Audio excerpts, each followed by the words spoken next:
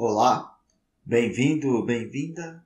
Eu sou Rogério, dando continuidade à leitura do Direito Processual Penal. Vamos aqui continuar com mais alguns artigos. Essa é a terceira parte da leitura, como eu disse. É uma leitura extensa. É muito importante você ler, sim, a lei seca, pois sem a lei seca você não tem como entender, né, os assuntos, entender as questões. Né? É necessário, sim, ler todo o conteúdo para depois procurar na internet explicações sobre esses artigos, tá bom? Vamos lá, leitura. Para acessar o documento que a gente vai ler, é muito fácil. Você pode clicar na descrição do vídeo ou ir no site do Colabora Concurso e procurar pela página de escrevente técnico do TJ. Aqui você está vendo a publicação do treinamento de Direito Processual Civil. Essas aqui são 10 questões que a Evelyn fez que você pode responder para testar seus conhecimentos, tá bom? Vamos lá para o escrevente técnico. Na página do escrevente técnico tem um PDF aqui do processual penal que a gente está lendo. Vamos continuar da onde a gente parou. E foi aqui, 429, organização da pauta. Salvo motivo relevante que autorize a alteração na ordem dos julgamentos, terão preferência os acusados presos. Dentre os acusados presos, aqueles que estiverem há mais tempo na prisão, em igualdade de condições, os precedentemente pronunciados. Antes do dia designado para o primeiro julgamento da reunião periódica, será fixada na porta do edifício do Tribunal do Júri a lista dos processos a serem julgados, obedecida a ordem prevista no caput deste artigo. Parágrafo 2º. O juiz presidente reservará datas na mesma reunião periódica para a inclusão de processo que tiver o julgamento adiado. 430. O assistente somente será admitido se tiver requerido sua habilitação de 5 dias antes da data da sessão na qual pretende atuar. Estando o processo em ordem, o juiz presidente mandará intimar as partes, o ofendido, se for possível, as testemunhas e os peritos quando houver requerimento para a sessão de instrução e julgamento, observando no que couber o disposto no artigo 420 deste Código, do sorteio e da convenção dos jurados. 432. Em seguida, a organização da pauta, o juiz presidente determinará a intimação do Ministério Público, da Ordem dos Advogados do Brasil e da Defensoria Pública para acompanharem em dia e hora designados o sorteio dos jurados que atuarão na reunião periódica. O sorteio, presidido pelo juiz, far-se-á a portas abertas, cabendo-lhe retirar cédulas até completar o número de 25 jurados para a reunião periódica ou extraordinária. O sorteio será realizado entre o 15º e o 10º dia útil antecedente à instalação da reunião. A audiência de sorteio não será adiada pelo não comparecimento das partes. O jurado não sorteado poderá ter o seu nome novamente incluído para as reuniões futuras. Artigo 334. Os jurados sorteados serão convocados pelo correio ou por qualquer outro meio hábil para comparecer no dia e hora designados para a reunião sob as penas da lei. Parágrafo único. No mesmo expediente de convocação serão transcritos os artigos 436 a 446 deste Código. Artigo 435. Serão afixados na porta do edifício do Tribunal do Júri a relação dos jurados convocados, os nomes do acusado e dos procuradores das partes, além do dia, hora e local das sessões de instrução e julgamento. Da função do jurado. Artigo 436. O serviço do júri é obrigatório. O alistamento compreenderá os cidadãos maiores de 18 anos de notória idoneidade. Nenhum cidadão poderá ser excluído dos trabalhos do júri ou deixar de ser alistado em razão de cor ou etnia, raça, credo, sexo, profissão, classe social ou econômica, origem ou grau de instrução. A recusa injustificada ao serviço do júri acarretará multa no valor de 1 a 10 salários mínimos a critério do juiz, de acordo com a condição econômica do jurado. 477. Estão isentos do tribunal do júri? Estão isentos do serviço do júri o presidente da República e os ministros de Estado, os governadores e seus respectivos secretários, os membros do Congresso Nacional, das Assembleias Legislativas e das Câmaras Distrital e Municipais, os prefeitos municipais, os magistrados e membros do Ministério Público e da Defensoria Pública, os servidores do Poder Judiciário, do Ministério Público e da Defensoria Pública, as autoridades e os servidores da Justiça e da Segurança Pública, os militares em serviço ativo, os cidadãos maiores de 70 anos que requeiram sua dispensa, aqueles que o requerem demonstrando justo impedimento. Artigo 438. A recusa ao serviço do júri fundada em convicção religiosa, filosófica ou política importará no dever de prestar serviço alternativo, sob pena de suspensão dos direitos políticos enquanto não prestar o serviço imposto. Parágrafo 1º. Entende-se por serviço alternativo o exercício de atividades de caráter administrativo, assistencial, filantrópico ou mesmo produtivo do Poder Judiciário, da Defensoria Pública, do Ministério Público ou entidade conveniada para esses fins. O juiz fixará o serviço alternativo atendendo aos princípios da proporcionalidade e da razoabilidade. Artigo 439. O exercício efetivo da função de jurado constituirá serviço público relevante e estabelecerá presunção de idoneidade moral. 440. Constitui também direito do jurado, na condição do artigo 439 deste Código, preferência em igualdade de condições nas licitações públicas e no provimento mediante concurso de cargo ou função pública, bem como nos casos de promoção funcional ou remoção voluntária. Nenhum desconto será feito nos vencimentos ou salários do jurado sorteado que comparecer à sessão do júri. 442. Ao jurado que, sem causa legítima, deixar de comparecer no dia marcado para a sessão ou retirar-se antes de ser dispensado pelo presidente, será aplicada multa de 1 a 10 salários mínimos a critério do juiz, de acordo com a sua condição econômica. Somente será aceita escusa fundada em motivo relevante, devidamente comprovada e apresentada, ressalvadas as hipóteses de força maior, até o momento da chamada dos jurados. Artigo 444. O jurado somente será dispensado por decisão motivada do juiz presidente, consignada na ata dos trabalhos. Jurado, no exercício da função ou a pretexto de exercê-la, será responsável criminalmente nos mesmos termos em que os são juízes togados.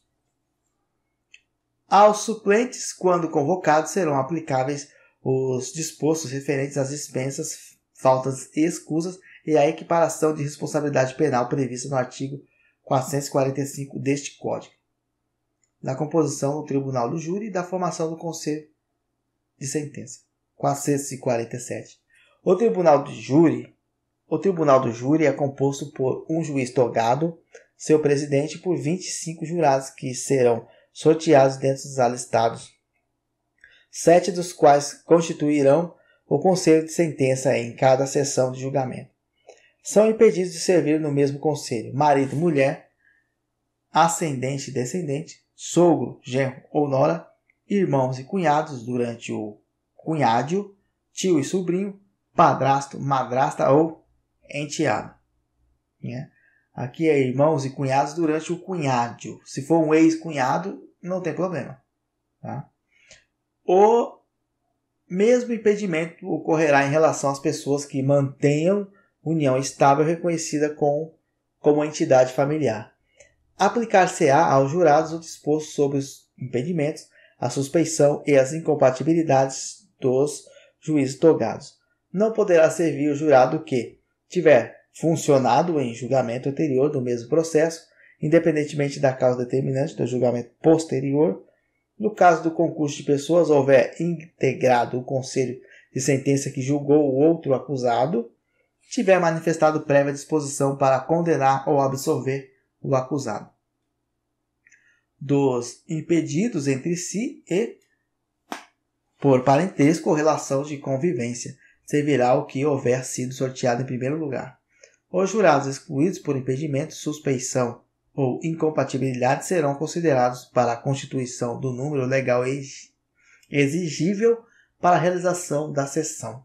O mesmo conselho de sentença poderá conhecer de mais de um processo no mesmo dia, se as partes o aceitarem, hipóteses em que seus integrantes deverão prestar novo compromisso da reunião e das sessões do Tribunal de Júri. O Tribunal do Júri reunir-se-á para as sessões de instrução e julgamento dos peritos e na forma estabelecida pela lei local de organização judiciária. Até o momento da abertura dos trabalhos da sessão, o juiz-presidente decidirá os casos de isenção e dispensa de jurados e o pedido de adiantamento de julgamento, mandando consignar em ata as deliberações. Se o Ministério Público não comparecer, o juiz-presidente adiará o julgamento para o primeiro dia desimpedido da mesma reunião, cientificadas as partes e as testemunhas. Parágrafo único. Se a ausência não for justificada, o fato será imediatamente comunicado ao Procurador-Geral de Justiça com a data designada para a nova sessão. 456. Se a falta sem escusa legítima for do advogado do acusado e se o outro não for este constituído, o fato será imediatamente comunicado ao presidente da Seccional da Ordem dos Advogados do Brasil, com a data designada para a nova sessão. Não havendo escusa legítima, o julgamento será adiado somente uma vez, devendo o acusado ser julgado quando chamado novamente. Na hipótese do parágrafo 1º deste artigo, o juiz intimará a Defensoria Pública para o novo julgamento, que será adiado para o primeiro dia desimpedido, observado o prazo mínimo de 10 dias. 457. O julgamento não será adiado pelo não comparecimento do acusado solto, do assistente ou do advogado do querelante, que tiver sido regularmente intimado. Os pedidos de adiamento e as justificações de não comparecimento deverão ser, salvo comprovado motivo de força maior, previamente submetidos à apreciação do juiz-presidente do Tribunal do Júri. Se o acusado preso não for conduzido, o julgamento será adiado para o primeiro dia desimpedido da mesma reunião, salvo se houver pedido de dispensa de comparecimento subscrito por ele e seu defensor. 458. Se a testemunha sem justa causa deixar de comparecer, o juiz-presidente, sem prejuízo da ação penal pela desobediência, aplicar-lhe-á a multa prevista no parágrafo 2º do artigo 436 deste Código. 459. Aplicar-se-á às testemunhas a serviço do Tribunal do Júri, o disposto no artigo 441 deste Código. 460. Antes de constituído o conselho de sentença, as testemunhas serão recolhidas a lugar onde umas não possam ouvir os depoimentos das outras. O julgamento não será adiado se a testemunha deixar de comparecer, salvo se uma das partes tiver requerido a sua intimação por mandado, na oportunidade de que trata o artigo 422 deste Código, declarando não prescindir do depoimento e indicando a sua localização. Se intimada a testemunha não comparecer, o juiz-presidente suspenderá os trabalhos e mandará conduzi-la ou adiará o julgamento para o primeiro dia desimpedido, ordenando sua condução. Parágrafo 2º. O julgamento será realizado mesmo na hipótese de a testemunha não ser encontrada no local indicado, se assim for certificado por oficial de justiça. Realizadas as diligências referidas nos artigos 454 a 461 deste Código, o juiz-presidente verificará se a urna contém as cédulas dos 25 jurados sorteados, mandando que o escrivão proceda à chamada deles. Comparecendo pelo menos 15 jurados, o juiz-presidente declarará instalados os trabalhos, anunciando o processo que será submetido a julgamento. O oficial de justiça fará o pregão, certificando a diligência nos autos. Os jurados excluídos por impedimento ou suspeição serão computados para a constituição do número legal.